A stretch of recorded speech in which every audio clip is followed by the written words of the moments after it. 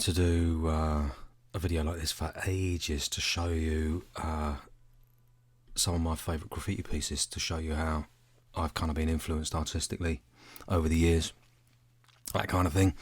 So let's kick off. Number 5, doing a countdown obviously from 5 through to 1. Number 5 is this amazing, technically a window down, I guess, although there are no windows on this train. So this is that looks like an old, I think it's an old Royal Mail train. There used to be a lot of these around in the late 80s, early 90s, and this particular one was painted by Yellow 301, who's the guy on the left, and Pulse, who's the guy on the right. And it was painted when Pulse had just recently come back from New York City. I think it was his first trip to New York, and you can see that he's got a really New Yorky subway style there. The way he's got a 2-colour fade on his fill, and he's got those big polka dots, and it's a funky sort of dancing letter style he's got. I love Pulse's work anyway, absolutely love his work. He's got that big sort of light blue cloud on the back of it, and it's a super funky piece, really brilliant. He's such a gifted guy. I think he is still active, Pulse, but I don't know how much he does anymore. He's very good, very good. Member of ILC, in Living Colour crew, and yeah, check out his work whenever you can. He painted a load of these trains in this yard around this kind of time. The guy on the left went by a bunch of different names, but Yellow 301 is what I'll call him right now. He was a member of KIA, Killed in Action Platoon, which is a very big crew. Both of them crews from Nottingham, England, and this train is what was part of the ghost yard that sat outside Nottingham station on the tracks just to the north of that station. And like I say, there was a load of trains there, like in a lot of stations around the country, around England at this time. They all had ghost yards, you know, and all the trains were painted up. So anyway, this is my number 5. I just think it's a fabulous train. For me, it's like raw graffiti, and these were obviously illegals as well, just to sort of point that out. So yeah, there's my number 5, and yeah, I love this. I think it's about 92 it was. So number 4. This is a piece by the Dutch king Delta, and this just blew us away when we saw this one. I think Dime had been doing his stuff by now. Now I'm trying to think of what date this will be. I reckon this is probably, and if anybody knows, put it in the comments, would you?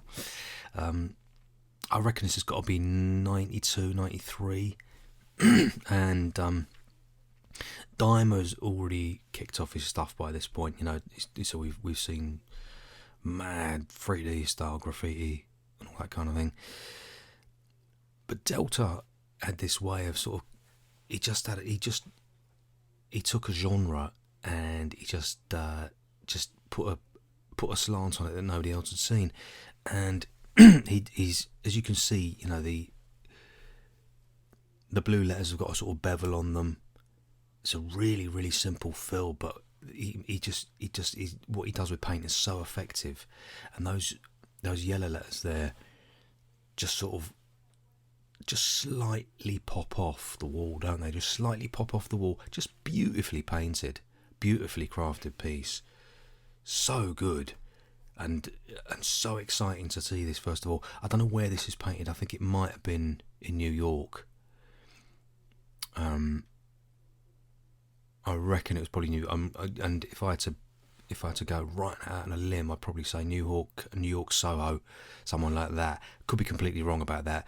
Could be Amsterdam. I don't know. But anyway, this for me is one of them pieces that when this first come out, we were just blown away by it. It was so exciting to see this piece. And he did a few pieces like this at the time, of which I still think this is the best. There was another one he did in Soho in New York, which was very, very similar, which is another of my favourite pieces. But if I had to choose between them, it's this one. And again, look at the colours. Colours are really, really simple. Nice yellow, blue. He doesn't go mad on the fill. Just keeps it nice and simple. His letter forms are just perfect. It doesn't over-egg anything. Not too much detail, but just enough detail. It's very nicely weighted, balanced. You know, all that. It's just it's like, it's almost a perfect piece, really. I say almost, 99.9%. Really, really lovely piece. So that piece is by Delta, Dutch King. So good, so good. Yeah, nothing more to say about that. On to number 3. This piece is by Shock One, and you probably know Shock's modern stuff. He does all the X-ray stuff now. He's now sort of world renowned. I mean, he's basically sort of accepted as a fine artist now, Shock, because of the caliber of his work and what he does. He's very big in galleries, does a lot of screen print work. Still very big in the streets. He's probably been painting for, let's have a think, he's probably been painting for 30 plus years. Oh, easy 30 plus years. He started in the 80s. I think he was a member of BYI, Beyond Your Imagination, for a long time, who I believe were an American crew. Am I getting that right? I think so. And he was a member of KIA. Well, he certainly painted with KIA in Nottingham. And this piece is painted at the Russell Youth Club in St Anne's in Nottingham, which is even to this day, is a very heavily painted youth club. If you're ever around Nottingham, if you're a visitor there, St Anne's is not the it's not the nicest area. So mind how you go, but it is worth seeing. It's really worth seeing. There's lots of great graph there. Alert used to paint there. Pulse. Who else that I know from over there? Dilk as well. A lot of people have passed through. Revoker's passed in through there. He's painted this through there. A lot of big writers go there when they visit the city. So well worth a look. This Shock piece for me is just beautiful. Really original fill. I love them letters actually. Those letters are mad. They're not like anything at the time. But of course for me it's all about them characters. And them eyeball characters, they're still to this day some of the best characters I've ever seen. Really captured my imagination at the time. That reflective light on there, the green, I've always loved that. A green reflected light. What a great idea that was. It's just gorgeous. Everything about this piece is just lovely. The colours, the form. Those walls are about 6 foot high, so they're not massive either. They're just a nice size. So all that piece is just beautifully balanced and everything. But yeah, honestly, I love the letters and I love the fill and all that sort of stuff, but for me it's all about them characters, and them characters, close up, them characters are even better. And, hands and, just, it's fantastic. He was a great, great character artist. Shock One. In at 2. So, UK heads will know this one very well. So this is by Casby, with the Howard the Duck character in the middle of it, and this is painted at Ladbroke Grove Pit, up off Portobello Road in West London, which was London's most famous graffiti hall of fame. I did get to paint there once, which was West London is not my end, so obviously territorial stuff. You have to mind how you go, just in case you tread on anybody's toes. Used to be a top spot to get robbed here in the 80s, and that's when this was painted.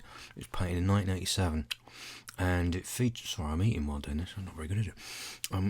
It was painted in 87, and it featured in Bomb the Bass's video. What am I talking about? That's not it. In the Bomb the Bass video. Beat This. That's it. That's what I'm looking for. featured in that video, and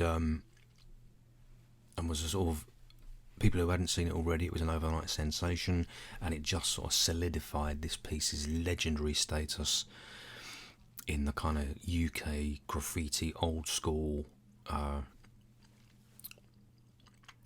sort of collective conscious, if you like, collective consciousness. Yeah, very, very famous piece. There's not a UK old schooler in this country, certainly, who wouldn't know this piece or know of Casby.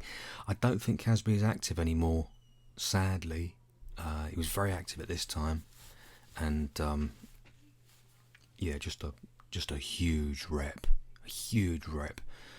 This piece alone would have solidified his fame status, but yeah, I don't know how long he was active after this. He does have an Instagram, but he's got no posts on it, which is a bit heartbreaking. But we have our memories, right? We have our memories of this, and yeah, it was a toss-up actually between, I will do another 5 at some point, it was a toss-up between this and another one. You're about to see my number 1.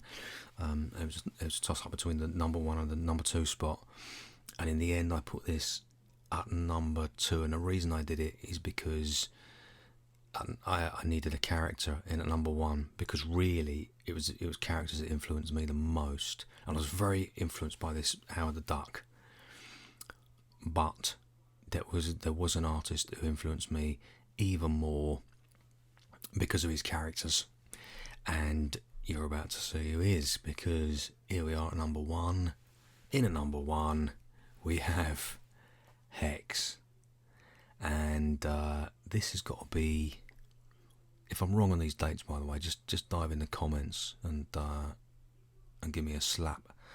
1992, I want to say, or 92, 93 anyway, I'm going to go for, because it was around that time that Hex and Slick had that battle in Los Angeles. I don't know where in Los Angeles this is painted, by the way. I couldn't tell you the exact area. Somebody help me out. I know there's people who watch this channel who know a lot about that place and are from that place and all that. So I spent time in Los Angeles, but not long enough to really get to know it like that, not the ins and outs of it. So if you know where this is painted, please dance in on the comments and let us know. But this piece for me is just sublime, sublimely good. Look at that yellow reflected light on that rat. It's just gorgeous, gorgeous. His use of colour, I still can't use colour like this to this day, you know. X's use of form, look at the shadows all over that piece. It's just beautiful. That matchstick, you know, the big body of the matchstick, it's got 2 planes there. It's a sort of, rather than just doing a sort of white and a grey, he's used a sort of purple, and then it goes up into that sort of burnt bit of the matchstick. That's so well observed for a cartoon.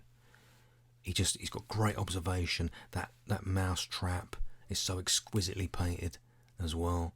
The spring on it and everything is it's just gorgeous. It's just totally gorgeous. This for me is like the perfect piece. I think it was it made the cover of Flashbacks magazine, the one that Poem put out, you know, of New York. Made the cover one time, and or was it Hype magazine? It was one of them two anyway. It made the cover, and I remember looking at it just going, that is just the best piece. And it had a letter piece by the side of it. You can just see a tiny bit on the left, which was sort of made out of cheese, and just thought, oh, this is genius. This guy's absolute genius. And X is still active today. He's still around doing it. I'm very glad to say. But that character as well, look at that character, how well it's painted, how well it's observed. It's just so brilliant.